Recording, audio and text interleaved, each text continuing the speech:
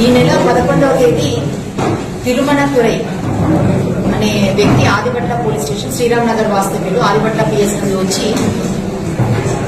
Early morning 11th రోజు early morning 1:32 మధ్యలో కొంతమంది వ్యక్తులు తన ఇంటిలోకి ప్రవేశించి వాచ్మెన్ తర్వాత అతని కంపెనీలో వర్క్ చేసినటువంటి ఒక వ్యక్తిని తాళ్లతో బంధించి కొట్టి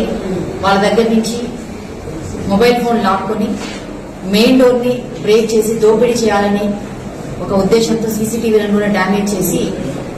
ఇలాంటి ప్రయత్నం చేశారని చెప్పేసి ఆదిపట్ల పోలీస్ స్టేషన్ లో మనకి ఫిర్యాదు ఇవ్వగా ఇమీడియట్ గా మనం అది ఒక కేసు రిజిస్టర్ చేసి సెక్షన్స్ 395, 342లో ఒక కేసు రిజిస్టర్ చేయడం జరిగింది. తర్వాత అక్కడ ఉన్నటువంటి క్లూస్ ఆధారంగా దాని యొక్క గ్రావిటీని తెలుసుకుని ఇమ్మీడియట్ గా SHO ఆదిపట్ల రాఘవేందర్ రెడ్డితో ఒక క్రైమ్ టీమ్ ని SI కృష్ణ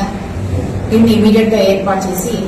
దీని మీద మళ్ళీ క్రైమ్ ట్రాకింగ్ అనేది ఒకటి చేయడం జరిగింది. ఇందులో మనకి ఉన్నటువంటి క్లూస్ ఆధారంగా ఈ రోజు Chintalakunta KS bakery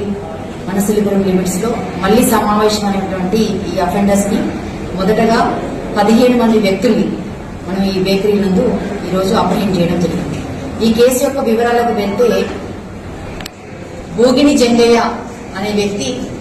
Brahmanapalli Adibatla PS limits లో బ్రాహ్మణపల్లి అనే ప్లేస్ లో ఉంటూ అతని స్నేహితులైనటువంటి శేఖర్ రెడ్డి, మహమూద్ ఈ ముగ్గురు కలిసి ఎలాగైనా సరే ఈజీగా డబ్బు సంపాదించాలని చెప్పేసి వాళ్ళు ఫ్రీక్వెంట్ గా ఇంటరాక్ట్ అవుతున్న సమయంలో తుర్కయాంజియాల్లో ఉన్నటువంటి తిరుమణతురై అనే ఒక చెన్నై బిజినెస్ మ్యాన్ చాక్లెట్ వ్యాపారి అతని ఇంట్లో భారీగా నల్ల డబ్బు 950 కోట్ల వరకు భారీగా నల్ల డబ్బు ఉందన్న ఇన్ఫర్మేషన్ ఆ ఇంట్లో పనిచేస్తున్నటువంటి పాత వాచ్మెన్ కొని అది ఎలాగైనా కాజేయాలన్న ఉద్దేశంతో ఒక సూపర్స్టిషియస్ బిలీఫ్స్ తో ఒక పూజారిని కాంటాక్ట్ చేయడం జరుగుతుంది. ఆ పూజారిని కూడా ఆ ఇంటి దగ్గరికి తీసుకొచ్చేసి వెక్కి చేయించి నిజంగానే ఆ ఇంట్లో నల్లధనం ఉందా లేదా అనే విషయాన్ని అతన్ని తెలియజేయవలసిందిగా రిక్వెస్ట్ చేసి అతనితో మాట్లాడుకున్న తర్వాత మళ్ళీ ఆ పూజారి మళ్ళీ రాలేదు. ఈ క్రమంలో మళ్ళీ వాళ్లకు సంబంధించినటువంటి వాళ్ళ స్నేహితులైనటువంటి పెద్ది శ్రీనివాస్ అనే వ్యక్తిని కాంటాక్ట్ చేస్తే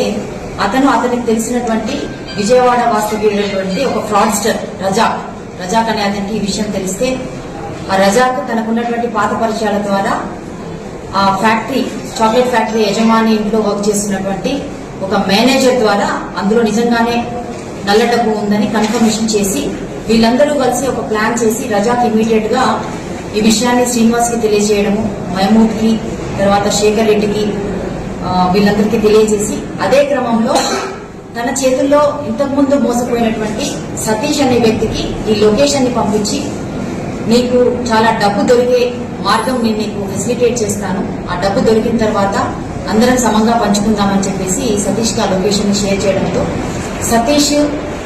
తన ఫ్రెండ్ అయినటువంటి ఒక జాకిని తర్వాత మహమూద్, శేఖర్ రెడ్డి, శ్రీనివాస్, జంగయ్య వీళ్ళందరూ మళ్ళీ ఆ ఇంటికి వచ్చి రెక్కీ చేసి ఓల్డ్ సిటీకి సంబంధించినటువంటి ఒక 8 మంది వ్యక్తుల్ని హైర్ చేసుకుని వారి ద్వారా ఈ ఆపరేషన్ ని చేయాలని చెప్పేసి ఒక ప్లాన్ పథకం ప్రకారం అనుకుని ముందుగా 4వ తారీఖు ఆ ఇంటిలోకి ఈ ఓల్డ్ సిటీ నుంచి తీసుకొచ్చినటువంటి ఎవరైతే హైర్ చేసుకున్నటువంటి 8 మంది వ్యక్తులు ఉన్నారో వాళ్ళందరితోటి ఆ ఇంటిలోకి ప్రవేశింపచేయటట్టుగా చేసి వీళ్ళంతా బయట మిగతా వాళ్ళు ఎవరైతే మహమూద్, జంగయ్య, శ్రీనివాస్, సతీష్, జాకి వీళ్ళందరూ బయట కొద్ది దూరంలో వేచి ఉంటూ వీళ్ళందరినీ లోపలికి పంపించి లోపల చూసినప్పుడు అక్కడ CCTVs ఉండడము, తర్వాత లోపల రోడ్స్ లాక్ వేసి అవి కొంచెం వీళ్ళకి ఫెసిలిటేట్ చేస్తున్నట్టుగా లేకపోవడం వల్ల దాని నుంచి వాళ్ళు మళ్ళీ విత్డ్రా అయిపోయి వెనక్కి రావడం అనేది జరిగింది. తర్వాత మళ్ళీ వీళ్ళంతా ఒక హోటల్కి వెళ్లి అక్కడ మళ్ళీ ఒకసారి మాట్లాడుకొని మళ్ళీ తర్వాత ప్లాన్ చేసుకుందామని చెప్పి అక్కడి నుంచి డిస్కస్ అయిన తర్వాత ఏ విధంగా కూడా పోలీస్ కంప్లైంట్ అనేది రిపోర్ట్ కావడం ద్వారా మళ్ళీ వాళ్ళకి కొంచెం బలం పెరిగి మళ్ళీ ఎలాగైనా ఈ ఆపరేషన్ చేయాలి, ఈ టాస్క్ చేయాలి అని చెప్పేసి మళ్ళీ 11వ తారీఖు ఎర్లీ మార్నింగ్ మళ్ళీ సేమ్ టీము బయట ఈ 5 వ్యక్తులు వాళ్ళ దగ్గర ఉన్నటువంటి